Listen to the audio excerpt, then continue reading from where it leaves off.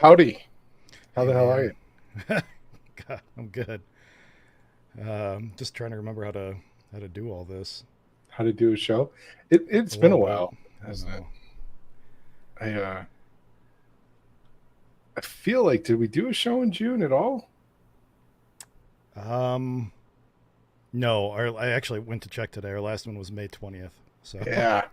yeah, A lot of stuff happened in June. I got busy. we did. It's all good. We're here now. My last few streams have been a little quiet too, so I'm gonna try to make myself a little bit louder. But if I end up being too loud, let me know. But I'm gonna try better today. I think you sound great, Okay. but that's just me. And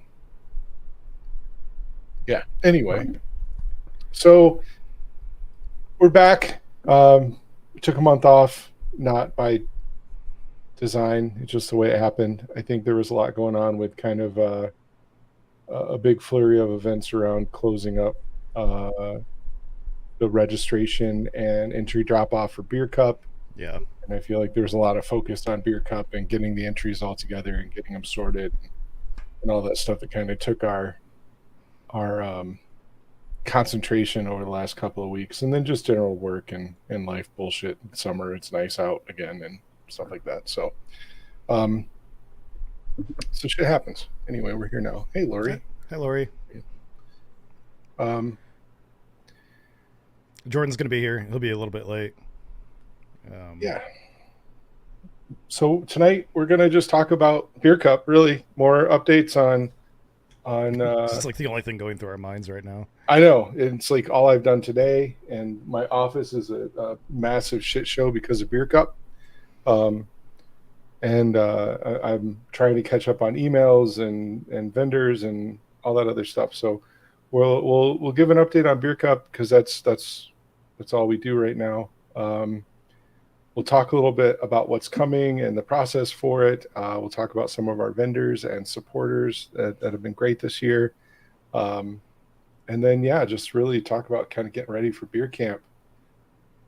Um, I would like to say that we have ideas for upcoming shows, but we really don't, or at least nothing that we really talked about. We have a list. We have ideas. We just don't Yeah, have anything planned. in the Probably. queue. Yeah.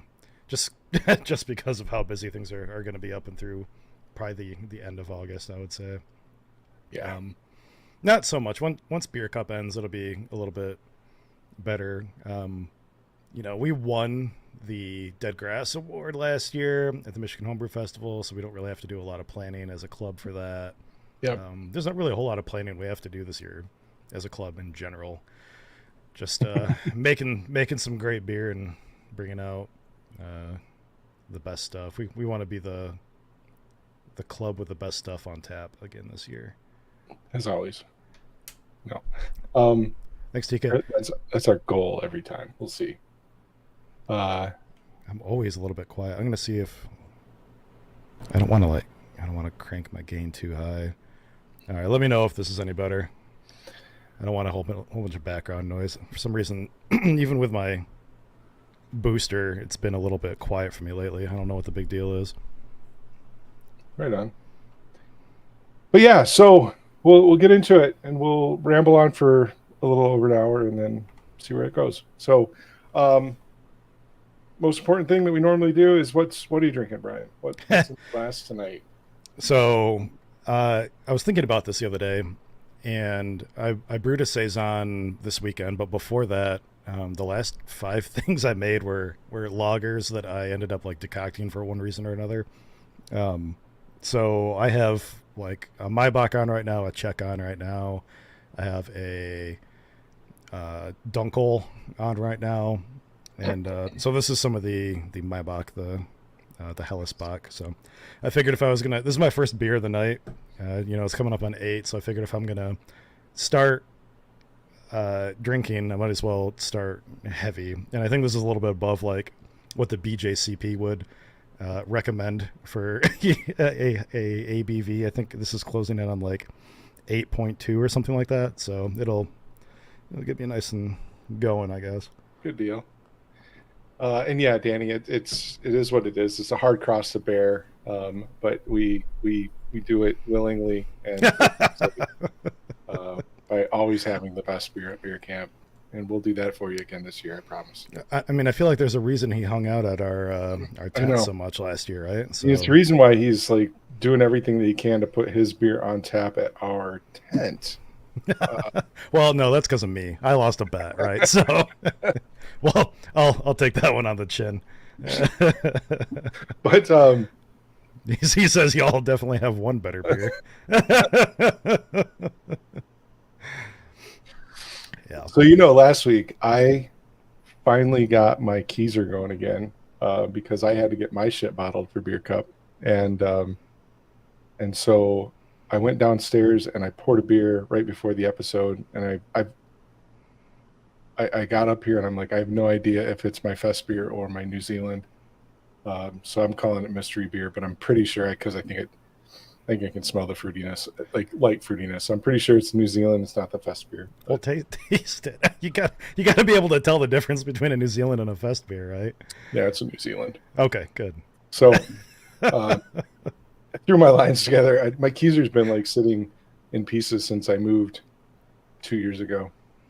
Cleaned everything, bought new duo-tight lines, put it all together last week just in time to bottle the day before I sorted the beers for Beer Cup to get my shit in there and done. And since Danny's watching now, I can tell you can go online to the website or the Beer Cup website and see that all of your beer has been checked in now. It has been safely received. He says you're really selling those best beer things. But yeah, so we had a little hiccup in Beer Cup sorting since that's where I went with that. We had Ken Cleary, amazing guy, offered to pick up all the beer for us from the east side of the state, which I cannot be more thankful for. He saved us hundreds of miles and hours of driving. But when the beer was delivered to us, there was one box that was, I guess, marked, or he thought was marked for Michigan State Fair. And so it got left behind, and it caused me to generate a bunch of emails to people that I know submit their beers, like Danny. And actually, it was a couple other Motor City Masters. So it's obviously that you guys dropped your beers off together or in the same spot. And that was the box that got delayed by a week. But Brian met up with Ken in Jackson on Saturday, got the beer back. And like I said, I've checked it in and it's in the cooler now. And we have received all of the entries I believe that we're going to get. There's still one guy that I told him he could mail it to me because he had some issues, but I don't think he's going to.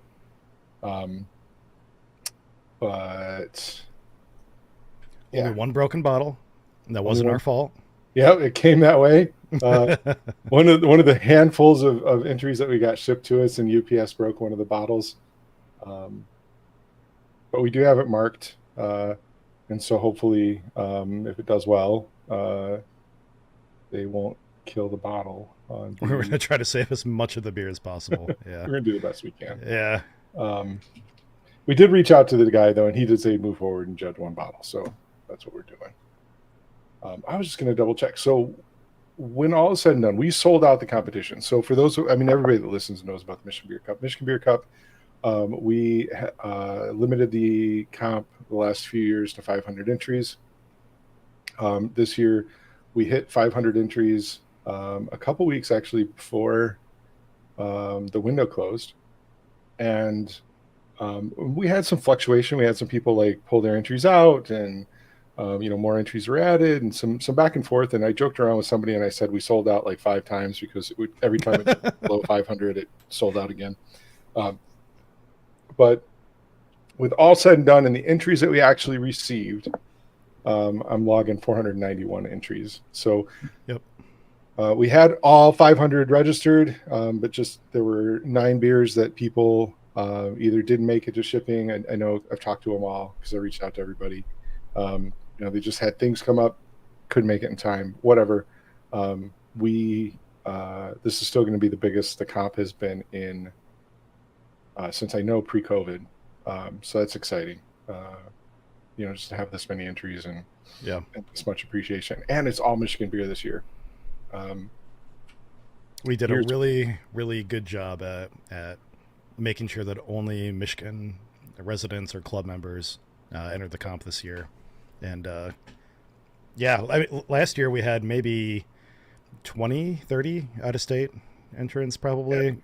And we were trying to make it mostly Michigan last year, but we weren't really as strict in the rules and in the registration.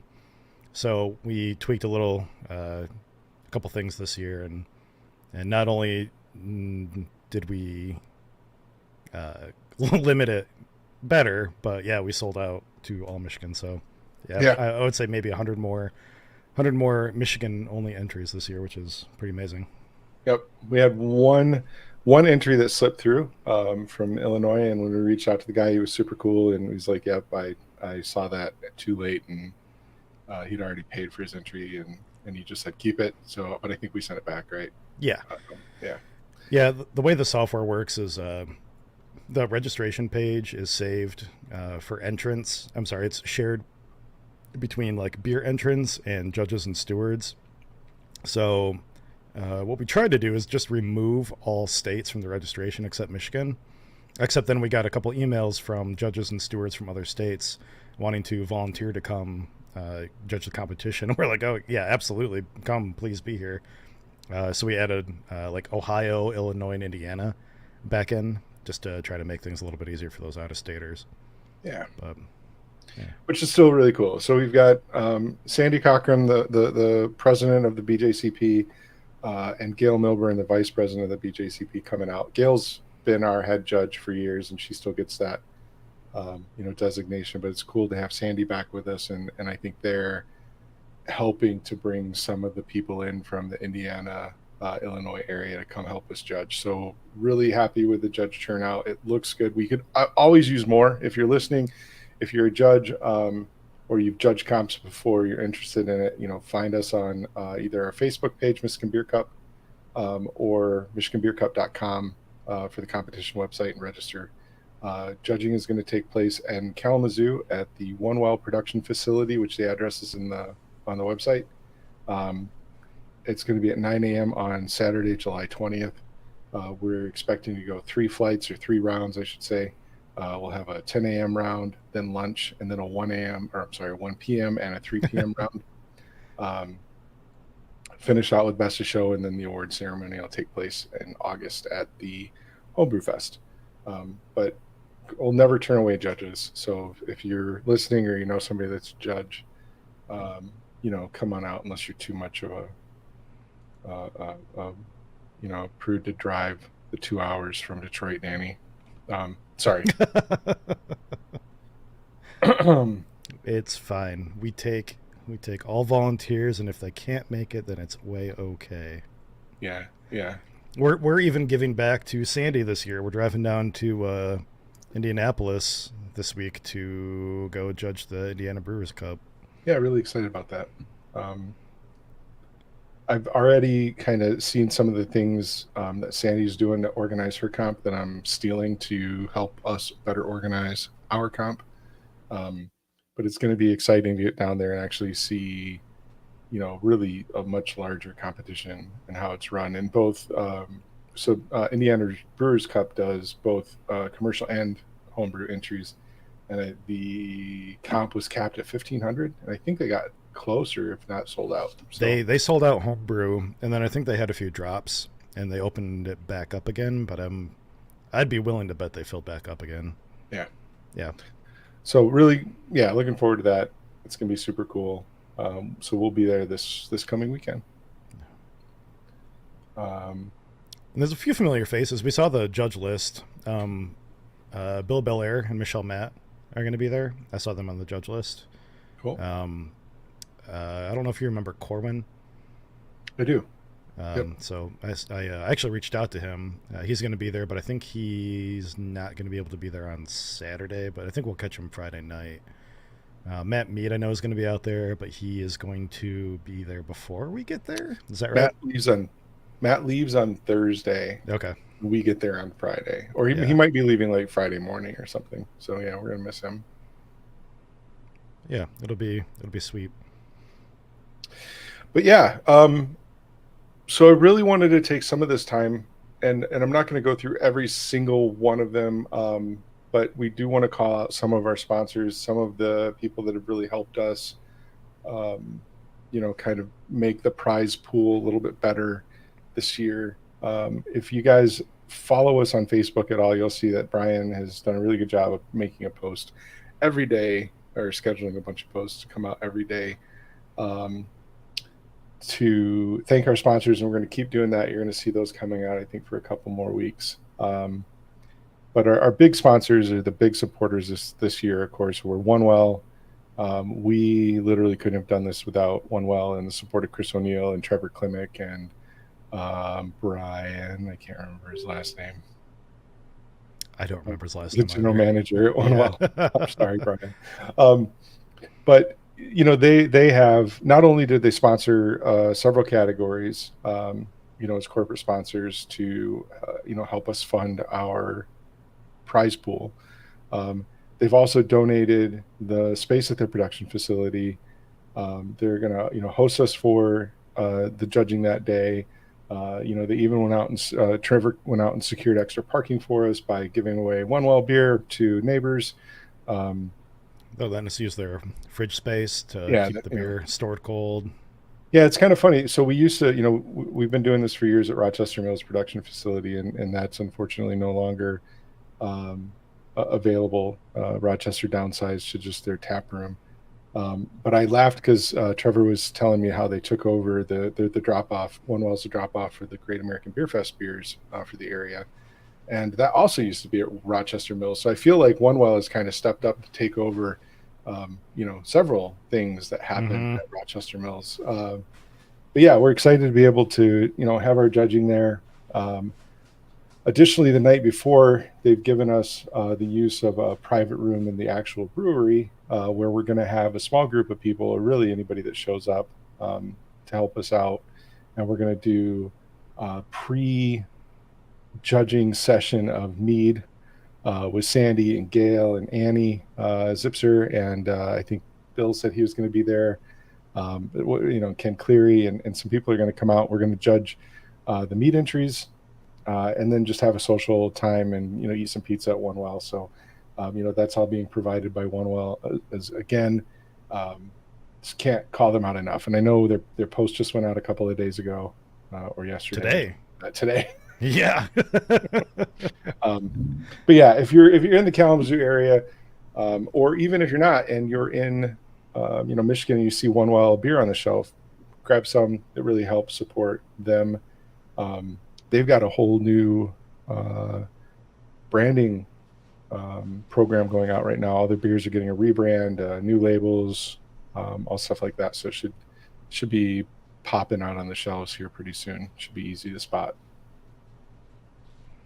Speaking of the mead judging session, maybe we can call out Maniacal. Yeah. So, and this, credit goes to I want to give a shout out to Bill Belair. Bill Belair connected us with Maniacal Mead the other night, and Maniacal really wanted to get involved, and they wanted to support a mead category, and they actually offered to go above and beyond that, and so Maniacal put in a really sizable cash donation on, gosh, I think like Thursday night last week, or something like that, and so they are now their individual corporate sponsorships for 3 of the 4 mead categories, but they're also going to be sponsoring our mead best of show, and we're going to kind of spin that around into helping fund the mead judging social hour at One Well. So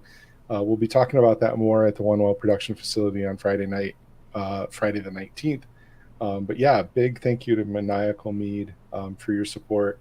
You're really helping, make sure that we get, all the judging done and the judges taken care of, but also really helping fund to make sure that we're able to give good prizes to the the people that win the medals. So Yeah, I would say the majority of it is on. I mean, is honestly going towards like the Mead Best of Show like yeah, it really is. I prize. mean, Or it and freed up some money it that all, we're going to use yeah. to pay for some pizzas and shit. But ultimately, that really went to fund It all yeah. goes together, but yeah, Um, but it it was all like, helps. hey, that took care of me best to show that we don't have to take out of our kitty anymore, so we can redirect those funds Yeah. to that social hour. Um, so yeah, so we haven't finalized the exact best of show prizes yet, but we have finalized that every gold medal this year is going to get another $50 gift certificate to Hopcraft Supply. And additionally, every silver medal is going to get a $25 gift certificate to Hopcraft Supply. And everybody that wins a bronze medal at Beer Cup will receive a free entry in next year's Beer Cup. Which, so we will every medal will come with an envelope with something in it, and those are just the cash value prizes. Um, we also are going to be doing something with all of the physical sponsorship prizes that we've gotten, and we're still kind of working. Excuse me, New Zealand's kind of carbonated. We're still working out those details, but we've had, as you've seen on the Facebook page, we've had physical gifts donations from Inkbird, from BSG, from Spike, from SS Brewtech, SS Tech, Inkbird. I Micromatic, said that. Micromatic, Tilt, Fermentus. yeah. So It we're goes gonna on and on. we got a ton of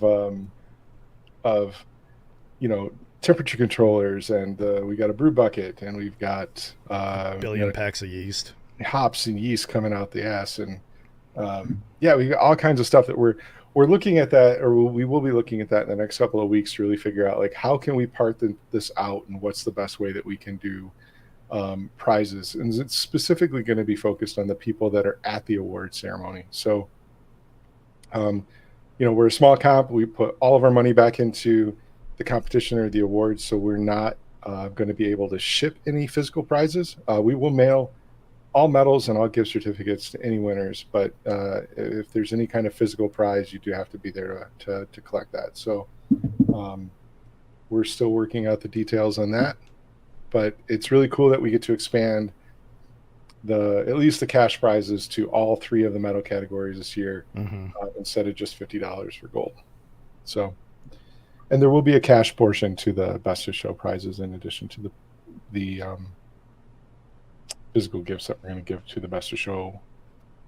I think what I know for sure, right? The hydrometers or refractometers are going to best of show, right? Yeah, so we for sure have a digital honey refractometer and a digital like regular hydrometer. Is that right? Bricks, yeah, regular Bricks, hydrometer. and then something else, right? A It was a thermometer or something. long handled digital thermometer. Yeah. Okay. So yeah, probably those. SS Brewtech gave us a brew bucket, like one of their 7-gallon metal fermenters. So I think we already said that that's going to Beer Best in Show. Yeah. And then yeah, I think the honey refractometer, the digital one, was going to Mead Cider Best in Show. Yep. Check your text from Jordan. So he yep. get in. But yeah, so we're still working out those details. Some other big players recently, I want to give a super big shout out to. Aside, Bill Belair, of course, hooked us up with Maniacal Mead. That is amazing. We can't thank you enough for that. But recently, another keeper stepped up, Brian Fisher, and we were talking with Matt Mead. I was talking with him and Matt Mead a couple weeks ago, and I mentioned how we just didn't have the time to get out and really beat the street for the category sponsorships for breweries that we do. I just pulled it up. I think we've only sold like half of them, and it's really on us. It's just we haven't had the time to go out and meet with these people, and so Brian Fisher took it upon himself to go brewery hopping in our name a couple of weekends ago, and he's drummed up several $100s for us. So big shout out to Brian Fisher. Thank you for doing that, but also to the brewers that you brought in, Saugatuck, Brewery 424, and there's a few others that I think are on the hook that we're talking to about sponsorships. So Brian Fisher has been amazing, and then additionally we've got some help from Casey Cheney helping us with Dark Horse. So thanks again, Casey and Brian. You guys have been amazing, and Bill, as always, for Maniacal Mead. So, and Jordan. And Jordan, what's up, Jordan? Hi there. How you guys doing? Good, man. I'm alive. And Matt, hello. We started the show a little bit. We created the show late tonight, so yeah, I don't think you forgot anything. It's just last minute on us. And what's going on, Matt? He says howdy. So Jordan, what are you drinking? Oh, you beat me to it. Yeah. I almost put that in my my tagline, but I felt like "I'm alive" was a little more appropriate. This is my. Well, I think it just turned into some sort of international dark lager. Oh, right on. I went to go brew a rye IPA a while back because I was like, oh, that sounds really good. Thinking in my head, like, oh, I've got some rye on hand that I bought a while ago. Turned out it was just Cara rye. It wasn't like actual like rye. So I'm like, I don't know. It didn't really fit the bill of what I wanted. So I was like, I was messing. I had some Pilsner and some Munich on hand. So I took like 5 pounds of each of those, or 4.5 pounds or so, and then mixed it with a few other of the dark malts that I had, and threw some 3470 on it. What hops did you use? Let me take a look here. I mean, what's appropriate for a Munich Helles? Because I had some of those on hand, and I'm pretty sure I just used that. Anything kind of more traditional, like a Tettnang is probably pretty common. Hallertau Mittelfrüh was probably. I don't think it was either of those. I'm trying common. to get to my. I know there's some others, but I think those are the pretty common ones. There's one other one that I'm missing. I was going to say the Munich Helles. I'm not sure off the top of my head. I'm not super familiar with that. Oh, it looks like yeah. So, primarily Saaz, and I had some Columbus on hand that I used for bittering. Able to be kind of chucky. Yeah, Saaz would be more chucky. Yep. Spalt. Yeah, but yeah, Saaz is a noble hop, though, right? I think. Yeah, I think so. It does. Yeah, Spalt. It sounds delicious. Yeah, it's not bad now that it's sat for a sweet. while. Like, I wasn't super happy with it at first, but now that it's sat for, I don't know how long, but I don't know. I think it's all right. Oh, my internet cut for a sec there. I thought it was Jordan, but I think it was me. Did you give me a bottle of that? Yes, I did. Jordan? Yeah, I had that. Yeah, that is what I would call it. Shane and I were drinking it, talking about it, and yeah, international dark lager is probably a pretty good designation. It was yummy. Yeah, it was good. Thank you. Nice. Yeah. Well fermented, I think, was for sure the phrase that came to both of our minds. Well, that's good because it's the first beer I've brewed in a long fucking time. Yeah, it didn't have any sort of weird, like, call them quote unquote home brewery flavors or anything like that. It was awesome. Very well fermented. Yeah. Are you coming to Homebrew Fest this year, Jordan? I am gonna try. I'm gonna try my best. I didn't go last year because I was having a kid, and well, that kid's now turning a year old, so he could fend for the house by himself for a little bit. There you go. Put some food down. As long just scatter it on the floor. No, I want to. I haven't quite made it out that far in advance yet, but I'm gonna try my best to make it there. Right on. Well, that would be cool. I'm not going to wait till Homebrew Fest, so I may have to hook you up or hit you up and swing by and get some of that international dark lager because it sounds delicious. Yeah, absolutely. I can. What is it? The rest of the malt bill so is Carafa 2 and chocolate. Yeah. Right on. That's pretty much Yep. it. Pretty basic. I threw it together the day of because I was, before I, got laid off and whatnot, I had all my shit packed away, so I didn't have like a running tab of all my inventory. So I just pulled the box down, started going through it, and I'm like, I don't have what I thought I had in my brain. So I feel like that happens like all the time. I thought I had a whole like 5 pounds of Munich like sitting around somewhere at home, and I go to start my brew day, and it's a whole like bag of Vienna. You know? Yeah, okay. yeah, Not, yep, not what I thought, but I guess I'm using Vienna instead of Munich, and we'll see how this works. yep, pretty much. So when you got on, I think I was in the process of thanking Brian Fisher and some other people Mm-hmm. for drumming up cash for us, and that we literally just got a text from Brian. He is out at more breweries, and I'm pretty sure it's Open Road in Wayland, right? We went there, I think. Yeah, Didn't but we? he texted that Open Toad was on. Um, I'm pretty Yeah. sure he meant Open Road. Yeah, So not quite. thank you to Open Road for your support, and again, Brian Fisher for um, busting your ass and going out there and drumming up funds for us. As Jaeger Brewing said, running a comp is crazy. It's tougher than you can imagine. Yeah, I'll put that up. Yeah.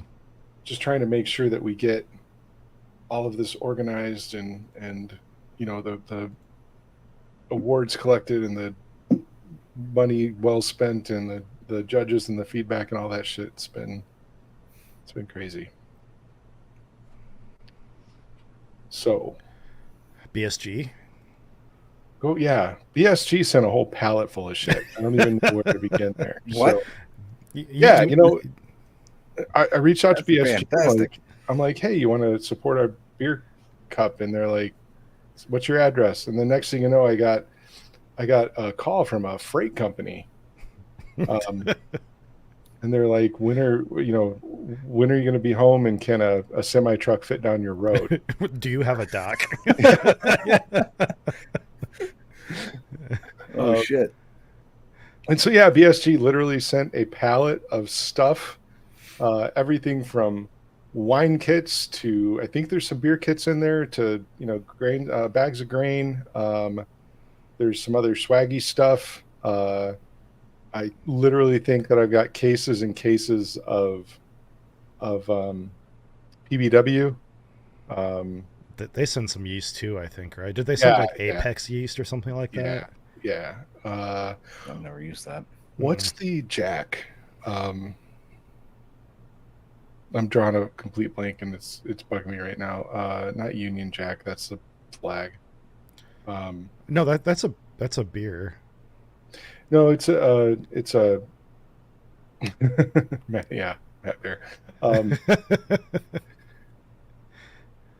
There's some brand of Mangrove. mangrove Yeah, Jack. okay, Thanks, okay. Matt. Of yeast. Okay, got it. Thanks.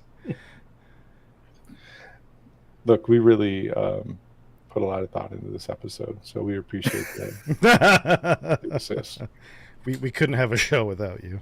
This is really like, hey, we haven't done a show in a month. We should get on and bullshit our way through. Well, this. and Jason has been like on a fucking island for the last couple days, so I didn't think you'd want to do a show today. Oh, yeah. because you're on vacation, so I didn't even consider it Were until you down last drinking your El night. Presidente?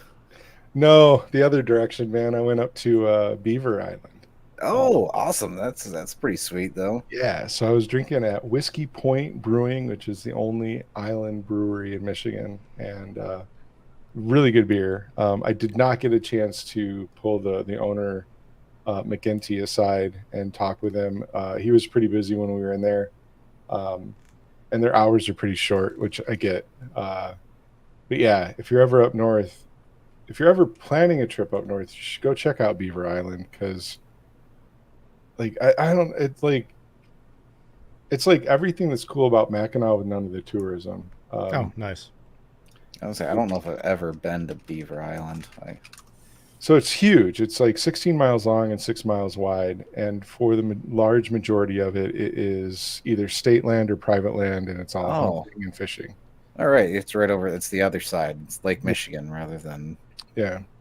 So it's got a very small town with a few stores and a few restaurants on the north end, and then the rest of the island is just wilderness. So did you take a ferry out there, or you plane in? So we took a ferry this time. I think we both kind of wish that we would have flown in once we found out that the price of a ferry ticket is only half of the price of a plane ticket. So it's like $35 per trip per person to ferry out there, and it's like $65 to fly. Oh wow. Okay.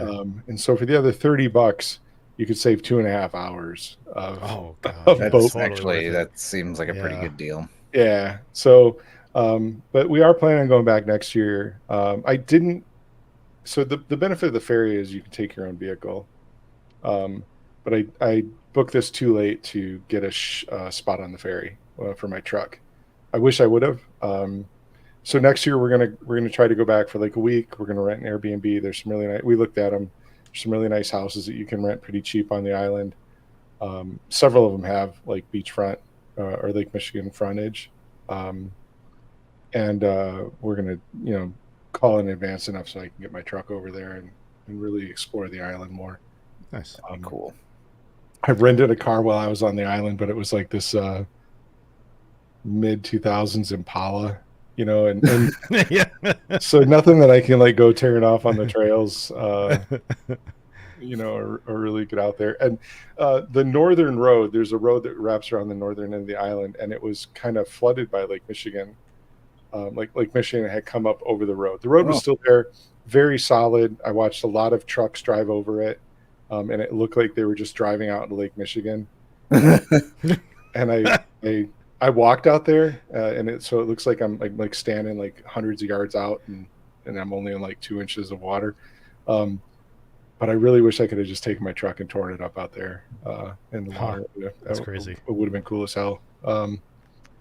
I did not take the Impala out in the lake.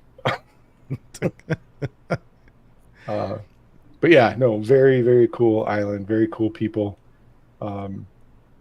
Not really touristy. So yeah, we're looking to go back and do some fishing and some hiking next year. Well, that'd be awesome. I'll keep that in mind because I found this one inlet off of the lake, and the lake had gone out, so it was like this confined pond. We'll call it a pond, but it was really part of Lake Michigan, and you could see, in certain seasons that would be open to the big lake. Yeah. But in this pond, there were about 100, probably 24-inch carp. Oh. Living their best life in this pond. No, absolutely. But they were massive. And I thought, hell, I could sit here all afternoon and just catch carp and throw them back and just have fun. Yeah. Fighting fish and fucking around. And I didn't have my fishing rod with me. So, but yeah, it's a really cool place. I, for the life of me, couldn't remember what island you were going to. And I think like the first thing I told Shannon was fucking like Isle Royale. I'm pretty sure he's not out there getting like eaten by wolves, but it's the only thing I could think of. Yeah. Moose, yeah. No shit. So the difference is, and it's funny you brought up Isle Royale. So 1 mile north of Beaver Island, there's an island called Garden Island. The Garden Island's 5,000 acres, uninhabited. It's all state land. The boating company up there will take you and drop you off at Garden Island if you want to go camping or hunting or fishing or whatever you want to do over there. That's cool. Very similar to Isle Royale as far as just untouched wilderness or, long ago touched wilderness. You can get out and get away from everything. The difference being Isle Royale from here is a 14-hour drive to Copper Harbor, and then like a 5-hour ferry ride over to the Isle Royale. Oh my god! And then Isle Royale only has ferries that run on like Tuesdays and Thursdays, so you're like stuck there for at least 2 days or 5 days. Yeah, Lori, I saw it. Larry was camping up there. I saw that. I didn't know you were there too. That's cool. Maybe that's why it was in my mind. I'd always love to go to Isle Royale, but like I was saying, 14 hours of drive time from here, 5 hours of ferry time versus 4 hours of drive time, and a couple hours of ferry time to get to Yeah, I'll Garden definitely Isle. take that. So I'm gonna try to go check out Garden Isle Garden Island uh, before I commit to Isle Royale. But yeah. Anyway, that was a good tangent. It was. So back We, to sponsors. I know we need to start busting out the banners again. Oh, we haven't done that in a minute. Yeah. Where'd the topic go? Yeah, I don't know right. if we have We have a topic. I think we hit all of our biggest ones, didn't we? I do. I think we did. I'm looking at my list. So we talked about OneWell and BSG and Maniacal and the guys that are out there beating the streets to get us money and their meat. Probably, I don't know. Should probably call it Ron too, because he's gonna get us like. I mean, we couldn't. Right. We could not judge without all of the freaking tables and chairs that he has the hookup on. Yep, Ron Henning is going to be supplying our tables and chairs at the event. And yeah, we'll get to that, Shayna. Yeah, thank you, Shayna. So no, thank Jesus. you to Ron. We really appreciate that. He actually brought the tables and chairs out to Homebrew Fest last year, which helped us win the Dead Grass Award because we were able to put on pub trivia and karaoke. And so that really drew the people into the club. So yeah, thanks. Really appreciate it, Ron. And then yeah, as Shayna called out, Presidential gave us the space to do sorting, which, as we're learning, being new comp organizers, we did sorting a certain way last year, and we just tried to recreate that this year in Presidential, and it was awesome to have the space to spread the beer out. And we had the place to ourselves, and Jake and Kaylee were super generous in letting us do that. But then we learned a lot of lessons about how we can do it even better next year. That won't require that we get quite as many steps in and then touch the beer a lot less. So I really appreciate Shayna helping and David Jones coming to help Brian and I do the sorting. We learned a lot from it. I've already written up kind of some procedures for how to improve it next year. I'm going to talk to Sandy and some of the folks next week to see how they do their sorting. Yeah. But yeah, no, Presidential was awesome, and then the people that helped us sort were great too. So I saw the post on Facebook, and it looked intense. Yeah, even Jake, who owns a brewery, come out. He was like, "Man, that's a lot of beer." Yeah. He's like, I own a brewery, and that's a lot of beer. Yeah. Man, we had filled up my little Equinox to the roof with beer, which is probably like one of the most stressful things. Like, I drove most of that beer back from Jackson the whole time waiting for somebody to rear end me, and then that'd be so bad. Yeah. And then you have to reach out to 100 homebrewers to be like, I broke your shit. Sorry. Right.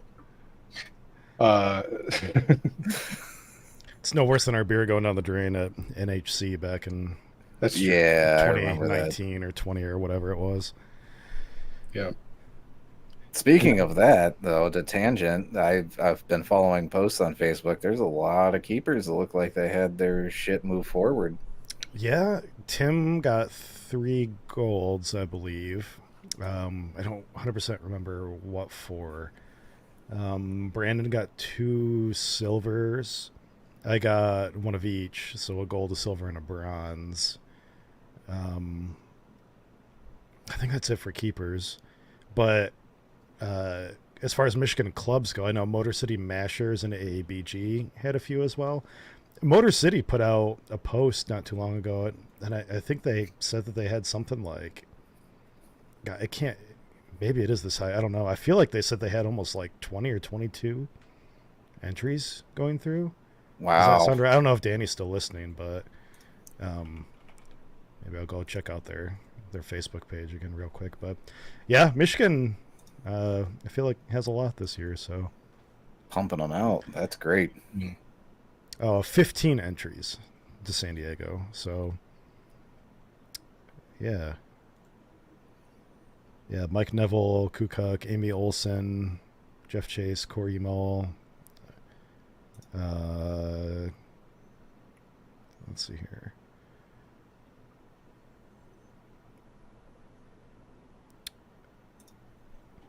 Oh yeah, Jason. I don't know how you pronounce his name. Petrotsky.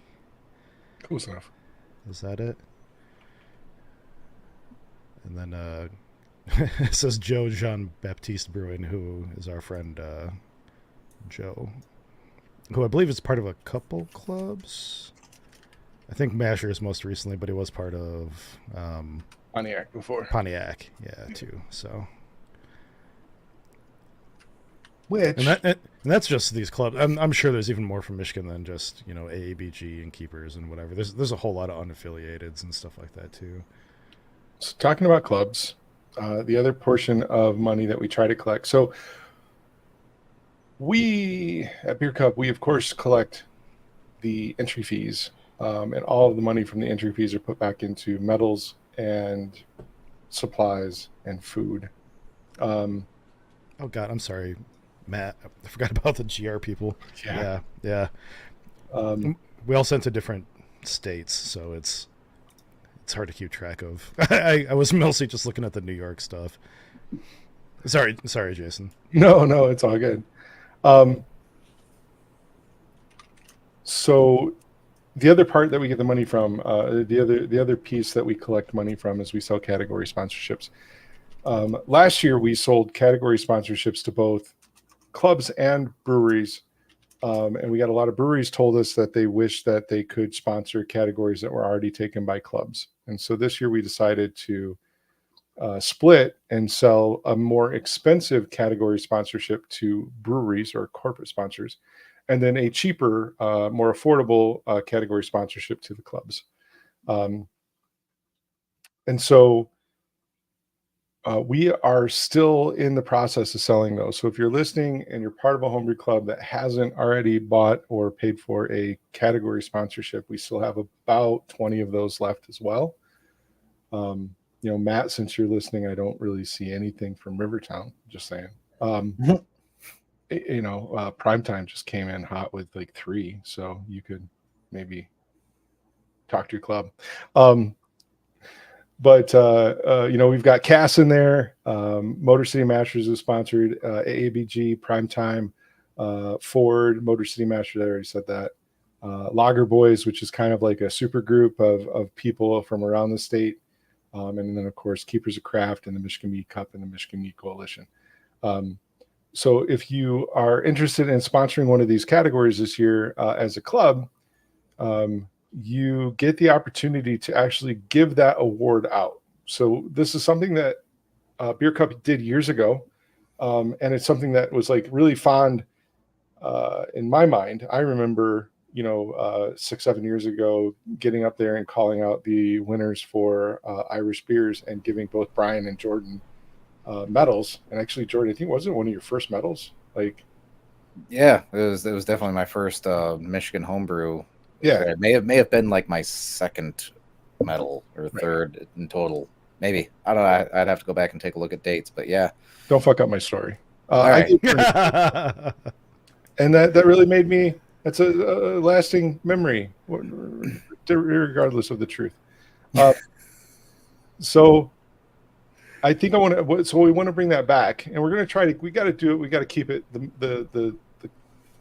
the award ceremony moving, and we can't be dawdling and waiting for people to run up. And I'm not going to have music to play people off if they keep ramble too long. But we are going to try to do it in a way to give the clubs the ability to participate more in the award ceremony, and to have that opportunity potentially to give to give the awards to your friends. And so if you sponsor a category, you get the opportunity to get up there, say a few things, call out the winners, hand out the medals, have a good time.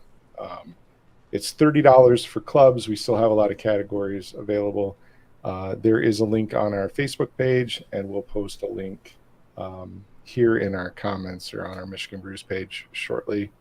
But yeah, if you're a club in Michigan and you want to sponsor a category and help out the Beer Cup, It's much appreciated. 100% of the category sponsorship money goes back into the gift cards that we buy for the winners. Primetime, I think, just sponsored 3 categories before the show started today. I don't know if you said that. I was typing something up, but yeah. Thank you, Primetime. Okay. What else? We hit on the big sponsors. We want more clubs. We got that. We talked about our judging sessions. We talked about the awards. Talked about prizes. We have more bigger, awesomer medals this year. For anybody listening that wins a medal or sees a medal or whatever, let us know if you like the shiny version of the medal this year or if you like the more antique version of last year, if you saw that. We doubled the thickness this year, but we went with a glossy, shiny finish instead of the more kind of a brushed antique look. So we're still looking for feedback on those, I guess. It's kind of been mixed so far, but I don't think a lot of people have actually seen them in person. We brought them to a keepers meeting so we could, sort of entice some of the keepers people, but let me see if I have the picture. I don't have one handy, but let me see if I have a picture that I can share. I'll be honest. So I'm kind of the one that pushed Brian to be like, let's do shiny this year. And he was like, yeah, okay. I'm all for shiny. I like the shinier more, I think. And I don't. And I know you don't. Yeah. I've got it. That's why Glint Caps medals are some of my favorite because they're that shiny. They're so sparkly. Yeah. Yeah, they're nice. So they're there. Here. So we have. So they are thick, and I love the thickness, and they are heavy. Thick. Mm-hmm. But I just think I feel like I can't zoom in on that. I feel like the shininess kind of makes the detail a little bit hard to read. That's fair. Yeah. And so I love them. They're thick. They're heavy. They're big. They really feel substantial. But the shininess, I think that would look better in antique. So next year, depending on the feedback, if everybody comes back, all the winners come back and they're like, "Fuck yeah, this is awesome, shiny's it," then I'll just shut my app and we'll do it. But if not, next year, the thickness will stay and we'll try antique again, and we'll see. I kind of like having the variants though, like changing it up every couple of years. Like, and I do want to say, like, great work on the medals, but the choice of that lanyard, fucking love it. It's thick, well made. We're gonna change that color up every year too. Yeah, this year is mine. I love the green. Brian gets to pick next year. Green's my favorite color, so I'm all for it. I'm executive decisioning purple next year. Purple. So. It's purple. I like purple. I know that's sort of like the best in show color or whatever, but yeah, everybody that enters our competition is best of show in my heart. Yep. Yep. Exactly. And then probably not for this year, but I'm talking to Dan. I'm not going to probably have time this year, but I'm hoping that in the next year that we can do some individual metal engraving. Oh, that'd be cool. Okay. Yeah, we'll see. No promises, but I saw it. So I think so the thing is, they make this material that you can laser engrave, and then it basically pops out and it's sticky, and so you can engrave a sheet and then just stick them to the back of the metal. And that's what I'm looking at. But I got to get a sheet, and we got to try it out, and I got to find one that fits on the back of the. Did you find that stuff? I know that you were talking about it at one point in time, and then you said it like disappeared off the market. Disappeared. I found it again, but I only found it in like pre-cut squares, which I don't think would fit on the mitten on the back, and I need round. So I'm still playing with it. That's what I mean. I'm still trying, but Dan who makes our trophies, is still willing to give it a shot. So I'm still looking for that because I think it would be fucking cool. At the worst, the public library has a maker space with Go engrave your own damn metal. yeah like we'll have to reserve it every day for like a month, but we can get it done. But I actually want to jump back because Matt Bear said we'll talk about the donation at his house when we're judging. And so I do want to say thank you to Matt Bear for organizing a pre-judging event at his house next Thursday. If by chance you're in Grand Rapids next Thursday and you want to judge, no, I'm not going to do that because it's Matt's house. Party at Matt's. But no, Matt is. So we're shrinking judging down to 1 day this year. In years past, we've done 2 days, and it's always super. It's one, if it's expensive, two, it's a pain in the ass, and three, you just can't get judges to commit for a whole weekend because who would want to do that? It's stupid.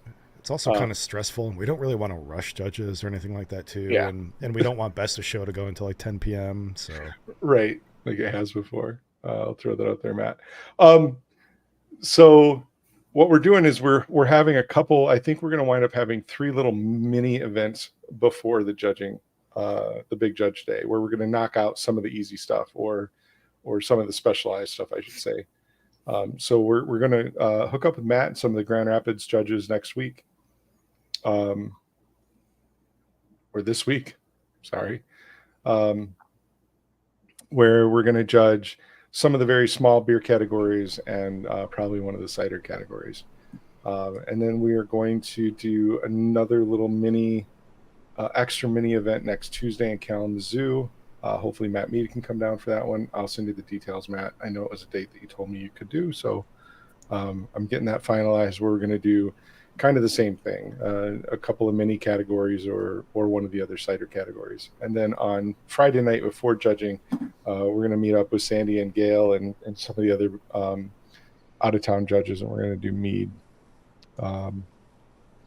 And so that's going to allow us to get into Saturday and really kill it with the judges that we've got signed up.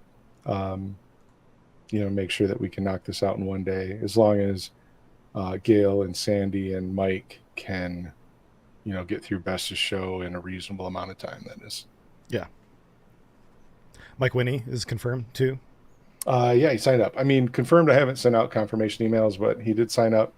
So those are our 3 Grandmaster judges. So I'm just assuming those would be my Best of Show. Yeah, absolutely. That'd be cool. But yeah, looking forward to that. So thank you, Matt, for hosting a mini event, and also thank you, Tim Wickland, who's hosting the Kalamazoo mini event. So, do we have any like mini stats or anything like that prepared? I know at one point in time you were looking at some of that stuff. I did, so I can pull some out of my ass really quick. I can tell you this: every category had at least 3 entries, and that's not happened as far back as I can see in the records. Wow. In years past, we have always had at least 1 or 2 categories that didn't get any entries at all. I know smoked beer didn't get any last year. Smoked beer's got 7 this year. People are playing the numbers a little bit, maybe. Yeah. That's cool though. Master Homebrew totally program, especially the MHP. We've talked to them, and they collect a lot of this data, and I think that started causing a lot of other people to collect data on, what are the categories that are underrepresented, and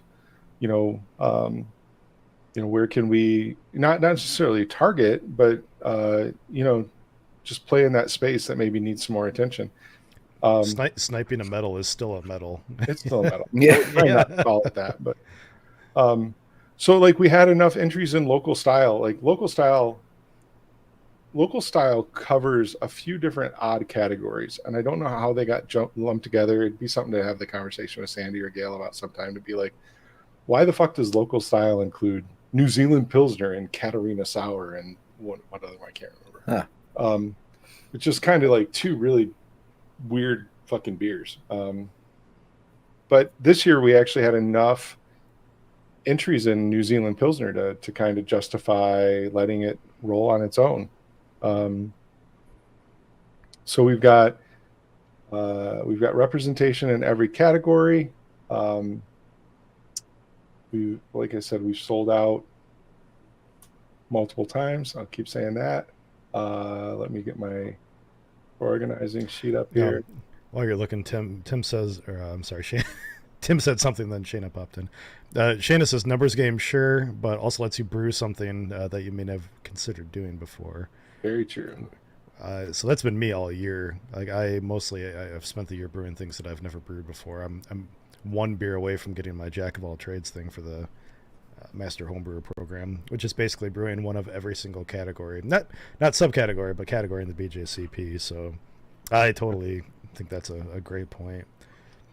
And then So, Tim says he says Tim, I believe that they'll end up being an actual category in the next BJCP revision, which I agree with too. I think a lot of these started off like if you Google like I think it's like BJCP like a beta style or provisional styles is what it's called. A lot of these ended up as provisional styles that are now sort of like local styles, and they'll probably get filtered into some sort of category in the next revision. And it wouldn't surprise me if some things got shuffled around into other categories and stuff too. But yeah. Sorry, Jason. no, I was sorting my data. So, the big category, of course, is going to be IPA. Are back though, because last year it wasn't. So that was interesting. Last year, the biggest category in the comp last year was specialty cider and Perry. And I've heard a rumor, and Danny can confirm or deny it. I don't know, but I had heard a rumor that the reason why there were so many specialty ciders last year was that some of the e-ciders, or maybe it was specifically Motor City Masters, had done like a specialty cider, like mini comp or club comp, and then they all entered it, which is great. But we had specialty cider was the largest category by far last year, and this year it has dropped down. It's number 2 now. IPA is number 1. Fruit's number 3. Oddly enough, monastic ales, so all of our Belgians, Really? number 4. With Really? Wow. presented. Huh. And then for the top 5, the 5th one, which I actually would kind of give credit to Cass River and Lori and Larry for what they're doing, but spiced beer. Because Lori and Larry run, or Cass River, Lori and Larry and the Cass River group run a winter beer warmer or a spiced beer specific competition in around Christmas time. And so this year, to see spiced beer be our 5th largest entry, I feel like there's got to be some kind of correlation there. So, yeah. But that's super fun. But yeah, our smallest entered category is, of course, gluten-free beer, but we still have 3. Is that alternative fermentables? Yeah, alternative fermentables. So not necessarily gluten-free, you're right. I do recall seeing at least one. Yeah. I think there's 2. Okay.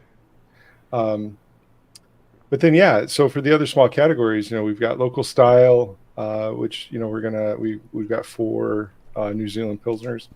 I'm sorry, now that I redid the tables and we checked everything in, we've only got 6 smoked beers. But one of the things I thought was funny was the category. Like, I sniped this category years ago. I brewed a British bitter, and I called it boring ass bitter because it was the most boring beer I made. But at the time, nobody was entering British beers. And then the year I entered it, I think there were like 8 or 10, because like everybody did. And then this year that one's dropped back down, so we're down to like 5 on the British beer entry, and that covers 3 subcategories. I should go look. I'm gonna go look right now and see if I can tell how many we had in monastic last year. Oh yeah, I can't see the last year's data. 15 entries last year, so it's gone up by still pretty high. Yeah. Let's see. So we're gonna do. So yeah, we've got 491 beers being judged across some mini sessions, but 3 main sessions on Saturday. Each session is going to be about 130 beers. We're hoping to get about 22 judge pairs. Right now, I think registered, I've got about 19 judge pairs. So I do need some more help there. And I did open judge and steward registration back up. For some reason, it was closed again. I don't know why. I did it this time, and I don't know why I picked this date. But if you're able to judge or steward, you can still go out and register today. and you can register through the 19th now, which is the day before the judging. I did hear about issues registering, like as a steward. I had to help one person out. I didn't. I tried to recreate the issue and I couldn't. But if you do have issues and you happen to be listening to this, I mean, just email us. Yeah, send There's us a a contact message. form. Yeah. Yeah. We'll get you in. We don't want to turn anybody away. I got a message today from a guy that was like, "Oh, it's closed. So you don't want me?" I'm like, "No, I do. I really do want you." So yeah, please come out. But no, I'm gonna. The other stats. So we had, clubs. So I don't have this in front of me, and I don't want to get into the exact numbers, but I will say that last year we had a larger portion of non-affiliated entries, meaning entries from people not listing a homebrew club, and that number drastically shrunk this year. So I think there's just over 50, somewhere between 50 and 70 entries from non-homebrew club related entries this year, down from like 120 last year. So Oh, that's great. that was a really good to see. Um, Also, like the big clubs that showed up, to see KGB back in force, and I think they were like the number one or very close. Motor City Masters was up there, AABG was up there. Cass River had a respectable amount of entries as well. Um, um, but yeah, just to see, kind of that spread, and also to see, I think there were like 3 or 4 new clubs that I hadn't necessarily seen before. Let me see if I can pull that up. Was Ford one? I feel like that's one that I've Ford heard of is before. No, okay, I've Ford's heard of it. always been but there. Yeah, I know. I know. You're like, I don't know Ford. I know I don't recognize it, and I know everybody's like, "Oh no, yeah, they've been around." Yeah, Ford's been around. Tom Pratch. I don't know how to say his name. Freehand Fermenters was around last year, but I think they were just newly formed. Um, I think they have some showing this year, maybe. Royal Oak came more in force this year. I see a lot more Rivertown. Um, Rivertown last year, so that's a good thing. Well, this is a good segue. Yeah. Rivertown last year, when we're trying to do a new award, and we try to do like this calculation that's very similar to the Gambrinus Award in NHC, which basically tries to um, acknowledge the club that has like the best per capita, you know, points, the most quality beer. Not necessarily just the club that's the biggest club. Um, and last year Rivertown would have like pretty solidly won that. Um, yeah, we've got a lot more Royal Oak. It was Rivertown then prime time, Yeah, I believe in second. So our two GR clubs. Well, we have Brewskitos too, but yeah, two of our GR clubs. I'll have to do some. I feel like I'm scrolling right past them, um, but yeah, there's more smaller clubs I think coming in. Um, Bottle I think was one that I hadn't seen before. Brewers on the Lake. Hmm. That's fun. Yeah. But yeah, so we'll segue into our Gambrinus Award, which our Gambrinus Award is going to be called the Heavy High Gravity. Sorry, High Gravity Award. And so we've come up with this calculation that's going to basically allocate points, kind of per entries that placed. There are some minimums that are required. I think like we have to have a certain number of overall club entries. It's pretty low, like 5. It's pretty respectable. Yeah, I think it's 5 entries per club and 3 members. Yeah, something like that. We've posted it, but we'll make sure to post it again. But yeah, it's gonna come up with its own award, its own plaque, its own bragging rights. I know when Keepers won the Gambrinus Award, that was really kind of special. And I remember standing there with Brian talking to Mike and Stephanie Butler. Thank you. The Butlers from Kansas City, and the Butlers are huge homebrewers. And to have them come up and be like, yeah, the Gambrinus is cooler than than the club of the year. So, and that's kind of how it felt like, because we brought quality shit. And that's why I'm hoping that this heavy metal, or I'm sorry, high gravity award will help, acknowledge some of those smaller clubs that are bringing the quality beer. So really looking Yeah. forward to, you know, whether it's Rivertown or Cass or whoever actually, and it could be both. Could it be both? I think it could be both. I don't know. Talking on my ass now. I was gonna say, is it possible for the club of the year to also win it? It is mathematically. Mathematically, yeah. It'd be really fucking weird, but It would, yeah. It would, yeah. It would be hard, probably. yeah, definitely looking forward to this one. Excited to bring on this new award, and really looking forward, like, to all the clubs that are out here bringing the competition. I'm hoping that we get to, um, I'll get some grief at the next keepers meeting, but I really hope that we get to award this to one of the other clubs. I would love nothing more than to see Homebrew Club of the Year and High Gravity, go to different clubs every year to continue to spur the competition.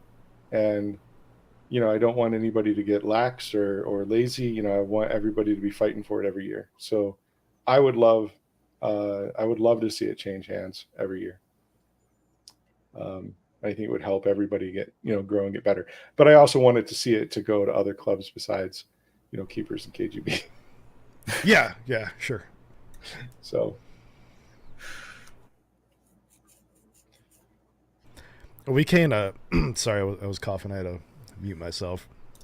We kind of, I don't know. I feel like Keepers kind of came out of nowhere and got really super aggressive in the last, like, I don't know, 4 years, ever since we started coming up to the Michigan Homebrew Festival. And not in a bad way or anything like that. It's just, as a club, we sort of really put a bug in out people's asses about, like, competing. And then, like, once you win your first medal, it's kind of like, oh man, like, I want more of that. I'll do that again. And to have keepers come back from beer camp and wear their medals to the next meeting, and have other people be like, well, I want one of those.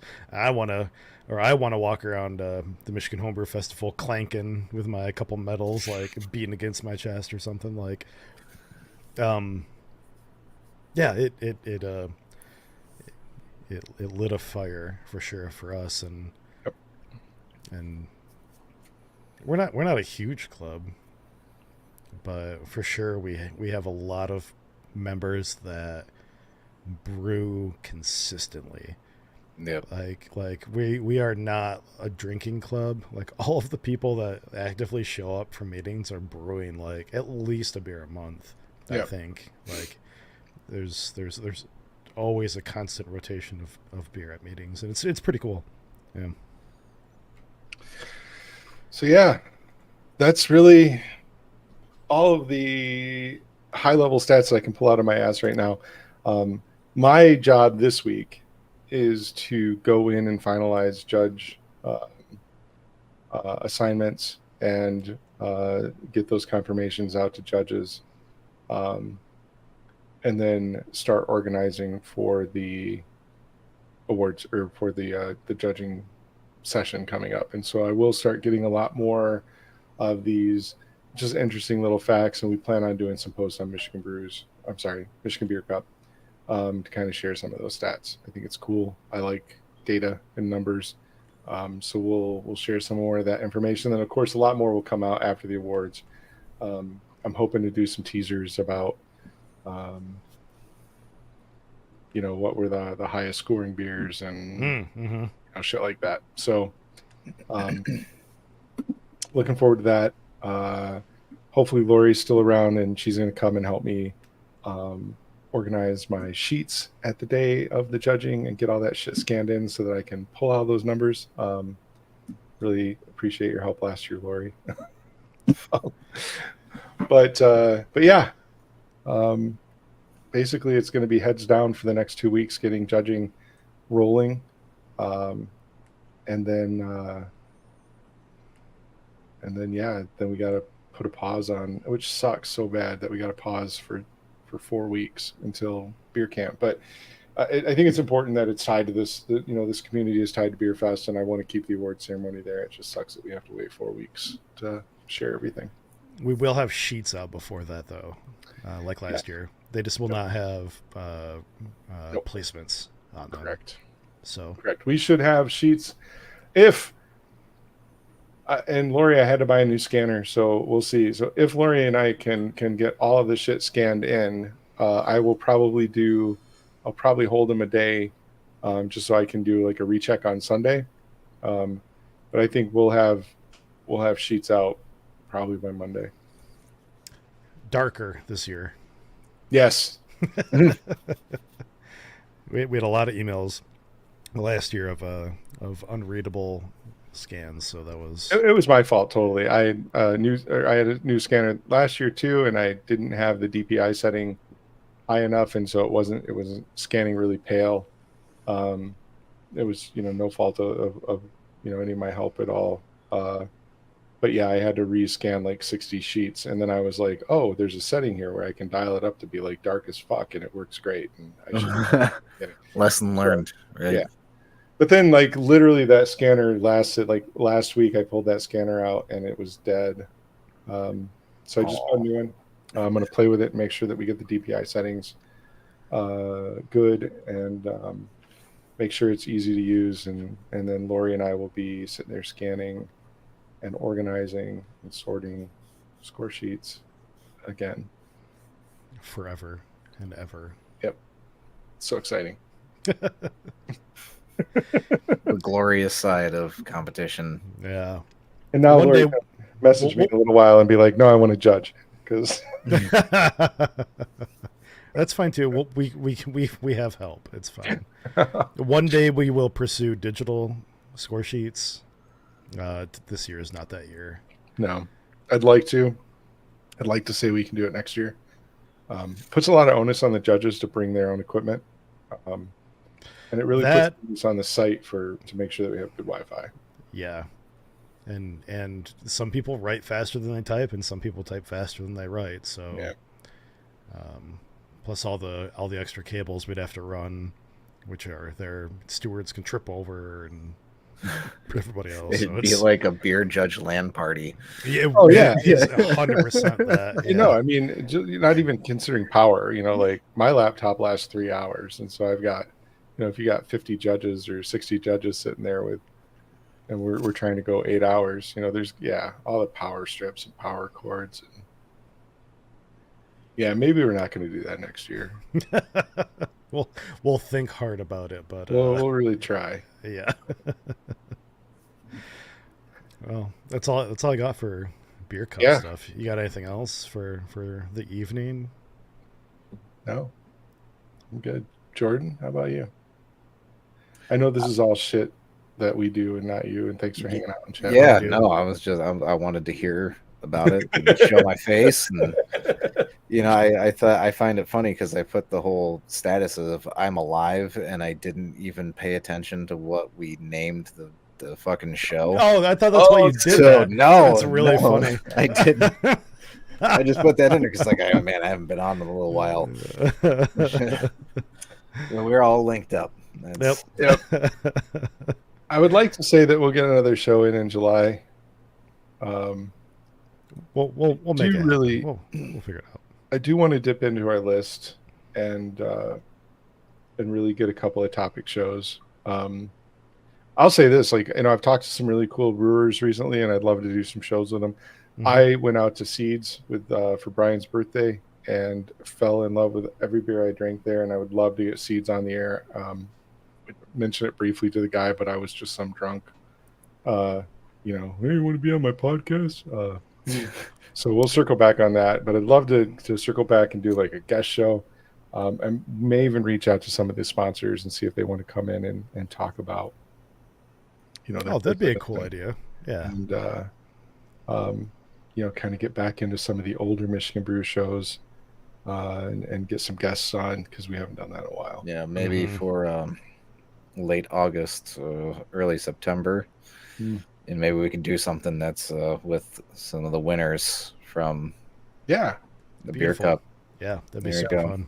You know, we can even something we can talk about while we're there. I mean, they're here already, so I don't know if it'll be much different, but I'd like to do a real episode from beer camp, even if it was a short one, as long as it's just not me screaming at the microphone at 2 a.m. I was So- just gonna say no going live while we're doing our This countdown is- tour. this is somewhere in the archive. I think I have it saved off somewhere. It's been deleted from YouTube and Facebook. But Jason went live like 3 years ago, maybe at like 2 a.m. on the Drunk off Michigan my ass. Brews page, and like if you go back and listen to it, it's just him laying in a chair and like rambling incoherently about like you don't even. No, it's- there was part of it where I was running from bar to bar because I was screaming, and then I got out of the chair rambling. Yeah. Well, yeah. Let's really try to do that. Let's try to do a show. Yeah. It may have to be a little bit earlier than 7:30. I would even say do it some like time around noon or something. Yeah, like that, things start to like get midday. rowdy a little bit towards Yeah. the evening. Not rowdy, because I don't want to discourage anybody from coming. Just louder because people get are busy. talking and, Yeah. and drinking and socializing. So Karaoke. yeah.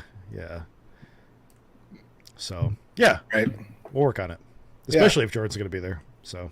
That'd be awesome. I'm gonna try my damnedest. And we have lapel mics now, so I audio forgot about might be a that. little bit better. Yeah. Just wear a lapel mic all day. We can do that.